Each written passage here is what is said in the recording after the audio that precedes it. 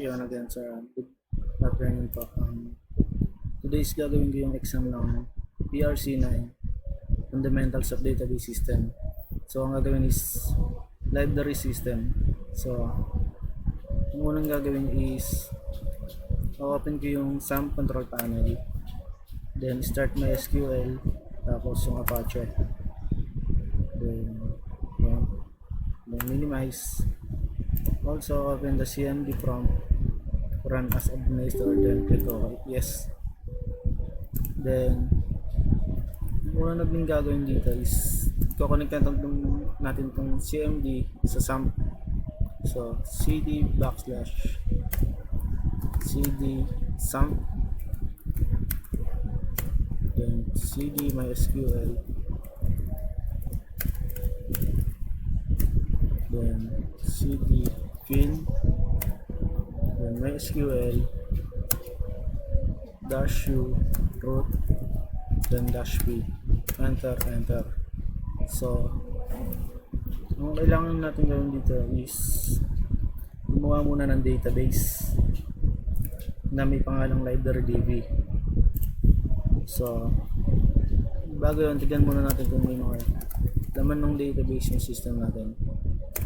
So meron na. So create tayo ng panibago, create database with the name of library-db.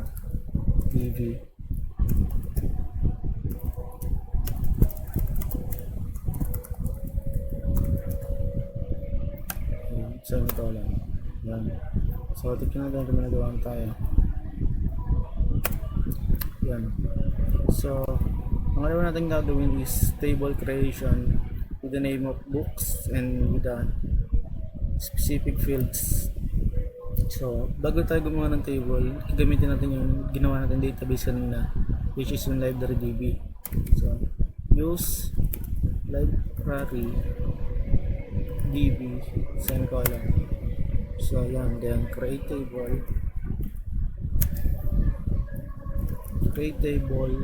with the name of books, then yung books na yan ay may lamang book ID. So enter tayo para sa spacing, book ID,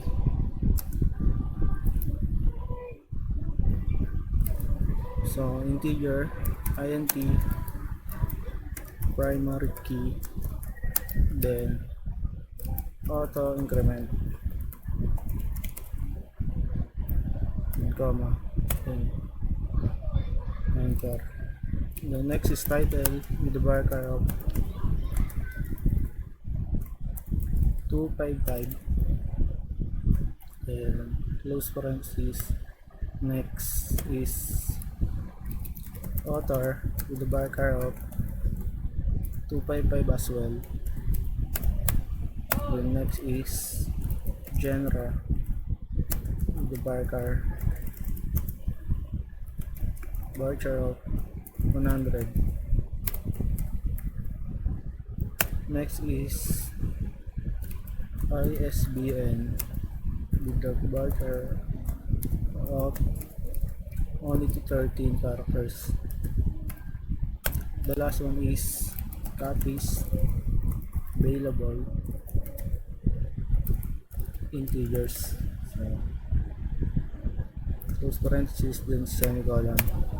So okay, magawa na tayo ng table. Para magawa yung table, i-show natin siya. So describe, pangalan ng table, books, then semicolon, enter. So yun, magawa na tayo ng table with the specific fields. So ang next natin gagawin is task 3, insertion of records. So insert natin yung following books into books table with specific records. So ang natin gagawin is insert into name of tables books, then lagyan natin yung mga specific field like book ID, title, author, genre, then ISBN, and copies available, then close parenthesis, then values, then open parenthesis, and for spacing. Then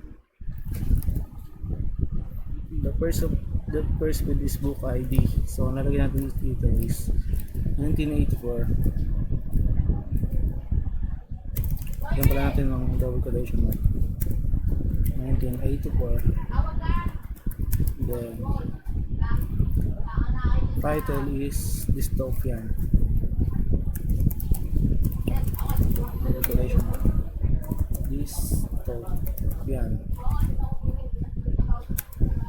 Next is author is George Orwell, and genre is walang nakalagay, so lagyan na natin ng classical. And next is ISBN, itong mahabang number, so 97804-515-2 4935. Okay. And next is copies available, so 5 copies, then close parenthesis, semicolon, enter. So nakagawa na tayo, so ipa natin yung pangalawa. So create ulit, insert into books, then book ID, which is walang nakalagay, so let's say 2005. Then title is Pride and Prejudice.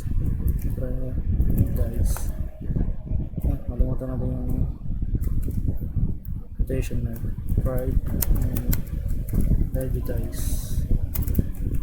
So next is author, which is Jane Austen.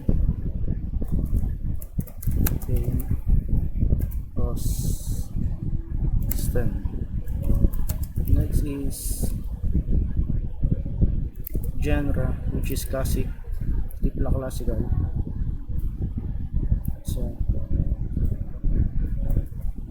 pero lagyan na rin natin classical para pareha sila ng nauna.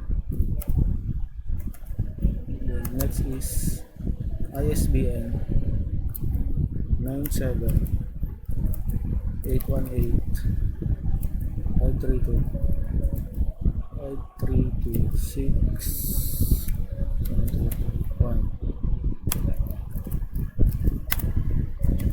Then number of copies is only 3. Then close parenthesis, semicolon, enter. So yan, nagawa na tayo. So, para malaman natin na may nagawa na tayo o may nalagay na tayong record sa books, gagamit tayo ng key na select, then asterisk from table name, which is books, then semicolon, enter. So yun yung nakita natin yung record, makapaglagay na tayo. So next natin gagawin is task 4, querying the database. So 4.1, display all the books of the classic genre. So ang gagawin natin dito is select from books,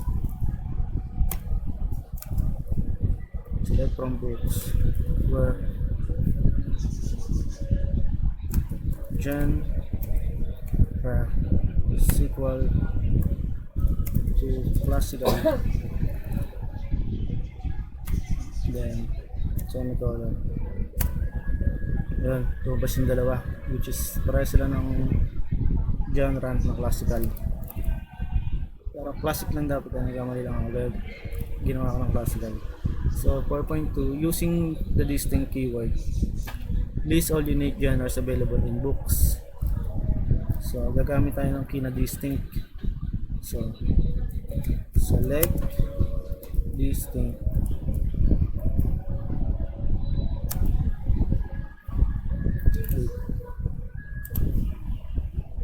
yan, select So yan, continue. May limit pala yung Bandicam na yung minutes.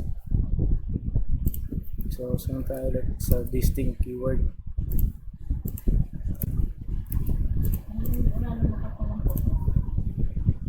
So select distinct,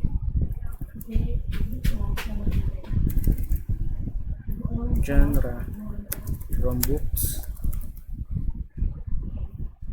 then semicolon. So yan, sa paggamit pala ng distinct, ilalabas lang nyo yung mga unique word na nakalagay sa table, which is classical lang naman kasi pares yung dalawang record natin is isa lang yung genre, which is classical nga.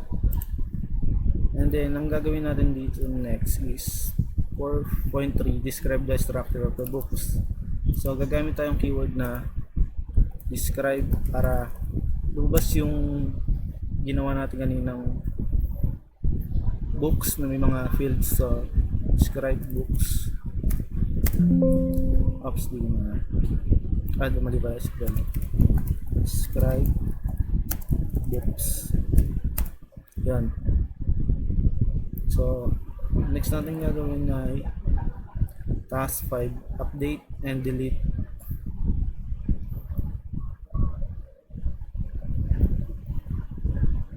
Point 5.1, update the book 1984 to have 4 copies available. So gagamit tayo ng keyword na update,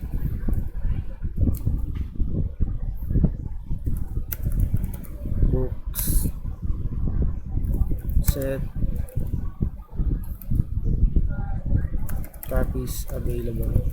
Kasi ang babaguhin lang naman natin yung record is yung fields na copies available, which is yung 5 na record dito is magiging 4 dapat. So update book set copies available equal 4. So where book ID is equal to 1984 semicolon. Yan. So tignan natin kung nabago. Select asterisk from books. Yan, nabago. 5 siya kanina, ngayon 4 na lang. So next is 5.2, delete books that have less than 5 copies available. So i-delete natin yung mababa sa 5 na copies ng libro na available. So ibig sabihin mabubura silang dalawa kasi mababa sila sa 5. So paano nangyari yan? Gagamit tayo ng delete na keyword, delete from books where copies available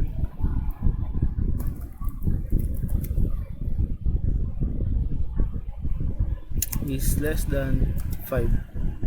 Yan, semicolon. So yan, very okay, 2 rows affected. So tignan natin kung nandun pa yung dalawa, yung record sa books. So wala na, empty set. So ang mangyayari is lilipat tayo sa task 6, which is clean up na lang din. So drop books table, ibig sabihin buburay na natin yung ginawa natin table sa loob ng database. So drop table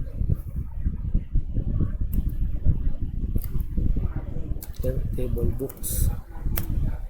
Okay, then tignan natin kung nandun pa yung table.